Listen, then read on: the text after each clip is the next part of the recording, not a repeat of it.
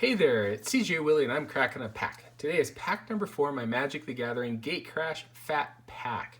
Once again, I'm doing Fat Pack Bingo, so check out the preview video on my Gatecrash Fat Pack. I've added a link to the preview video in the description below. So as a reminder, here is my bingo card. So we're gonna open pack 4 today. On pack 2 I got Skull Crack, and because of that I got the free space. So all I need to do is get one of the 5 rare primordials. There's a primordial in each color: white, blue, black, red, and green. I just need to get one of those 5 to get bingo. Hopefully any of the other bingo scores will be awesome as well. So let's get pack 4 out of here. So still have packs 4 through 9. And let's get to cracking this pack. So move that out of the way, move our bingo card out of the way, and let's zoom in and start the fun pack cracking. As a reminder, as I crack the pack, I'm going to go at it from a very casual to Magic Gathering point of view. So more kitchen table Magic than Pro Tour Grinder. Okay. First card is Shadow Alley Denizen. Single black mana, it's a vampire rogue at 1/1. Whenever another black creature enters the battlefield under your control, target creature gains Intimidate until end of turn. So we don't see Intimidate that often anymore. In fact, I think it's been phased out. The focus is more on Menace. This particular creature would grant another creature Intimidate. So kind of useful in the late game too. If you needed to get some damage through, you play it, you say, all right, this creature has Intimidate, and most often you're going to be able to deal some damage. Okay, next up is Croconura. 3 mana, 2 and a green. It's a crocodile frog. At 1/3, it has reach and evolve. So for 3 mana, you get a 1/3 that potentially could be bigger. Maybe you evolve it to a 3/5. And that's got some path, but no, not something I'm too interested in playing.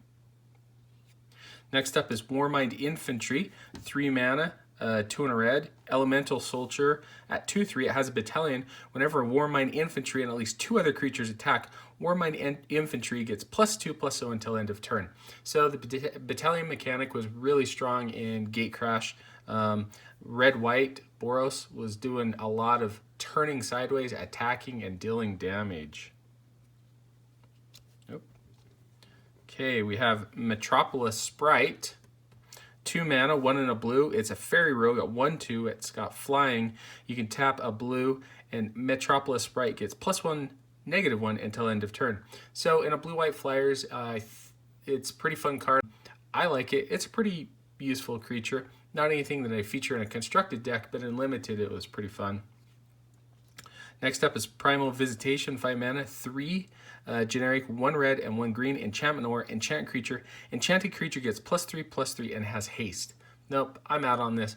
I gotta have a boatload of mana to be able to play a creature, then attach this aura, so I've got +3/+3 and haste. At best, maybe I got a 5/5 haster.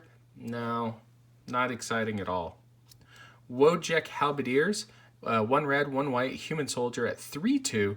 It has a battalion. Whenever Wojek Halberdiers and at least 2 other creatures attack, Wojek Halberdiers gains first strike until end of turn. Now this is a pretty cool common. This did a lot of work in the red-white deck. For 2 mana you get a 3/2, and if you're attacking, which you are with a bunch of other creatures in Boros, it's going to have first strike. Wojek Halberdiers was a great common and did a lot of work. Cleaning Anemones. 4 mana, 3 and a blue. It's a jellyfish at 1/4. It's a defender and it has evolve. Nope. Horror of the Dim, 5 mana, 4 and a black. Horror, it's a 3/4. You can pay a single blue mana. Horror of the Dim gains hexproof until end of turn. So, you know, this was a pretty cool creature back in the limited environment, but in constructed, it's just too expensive. Reminds me of another horror in Amonkhet that had lifelink 3/4 for 5 mana. Shielded Passage, single white mana, instant prevent all damage that would be dealt to target creature this turn. Yeah, it can be a combat trick to save your creature, but there are a lot better cards in Construct, even kitchen table Magic, that do better effects. Razor Tip Whip, 2 generic mana. You can pay 1 generic mana, tap it. Razor Tip Whip deals 1 damage to target opponent. So for 2 mana to begin with, and then 1 mana pinger, no. Our first uncommon is Dimir Charm. So there is a charm at uncommon for each of the guilds. This is the first one we get to check out. We're hoping to get the Boros Charm because that one is awesome. Dimir Charm is 1 blue, 1 black, instant. Choose one. Counter target sorcery spell. No, I don't think I'm going to do that. Or destroy target creature with power 2 or less. Okay, that sounds reasonable. Or look at the top 3 cards of target player's library, then put 1 back and the rest into that player's graveyard. So maybe you look at the top 3, put 2 really good cards in their graveyard, and then a land on top. Yeah, Boros or Dimir Charm falls short to a lot of the other charms. About the only one that I would choose would be the middle ability to destroy a creature with power 2 or less. But there's a lot cheaper cards, even at common, that do a much better job than that. I get that it has utility, but there aren't really sorcery spells. It's pretty narrow to counter, and essentially maybe fate sealing them would be fun. But no, Dimir Charm is not a card that I currently play. Ripscale Predator, 6 mana, 4 and 2 red. It's a lizard at 6/5. Ripscale Predator can't be blocked except by 2 or more creatures. So essentially it has menace. Back in the Gatecrash block, it was a pretty good creature in limited to play and get in for 6 damage, 6/5 menace. Creature's pretty good. And then our final uncommon is Orzhov Key Rune. So each of the guilds also has a Key Rune. So it's an artifact for 3 generic mana. You can tap it to add a white or black to your mana pool. And then you can pay 1 white, 1 black. Orzhov Key Rune becomes a 1/4 white and black Thrall artifact creature with lifelink until end of turn. So the Key Runes were nice because they could help you with your mana in a 2-color deck with a guild. And then if you needed it to be a creature, you could activate its ability. And in this instance, you'd have a 1/4 lifelinker until end of turn. Okay, for a rare or mythic rare, will we have another bingo square we can mark off?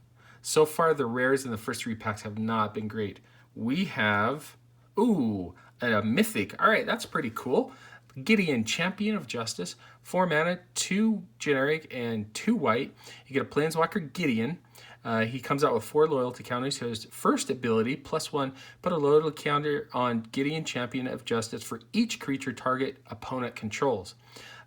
For 0 loyalty, until end of turn, Gideon, Champion of Justice becomes an indestructible human soldier creature with power and toughness, each equal to the number of loyalty counters on him. He still is a planeswalker, prevent all damage that would be dealt to him this turn. And then if you can get up to -15, which if there's a lot of creatures on the opponent's board, -15, exile all other permanents. So essentially at that point, everything's gone and you're just attacking with, I don't know, a 1/1 Gideon or a 2/2 Gideon if you've thought ahead enough to maybe -15 when he's at, -16 or -17.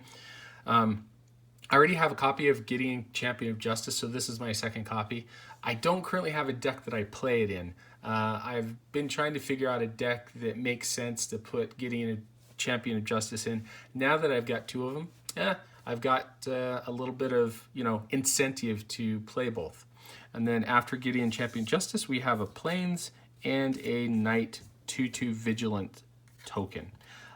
In this particular pack, with the uncommons not being very strong, Ripscale Predator is an okay card, and Orzhov Charm, in a limited environment, is pretty good, and nothing great aside from maybe Wojek Halberdiers as a really cool common. I'm going to have to take the easy way out and say that my favorite card, or best card out of the pack, would be Gideon, Champion of Justice. As a Planeswalker, he doesn't have a ton of monetary value, but like I said, I've got a copy of him already. So with 2 copies, I think I'm going to have to get to the drawing board and brew up a deck that will feature Gideon, Champion of Justice.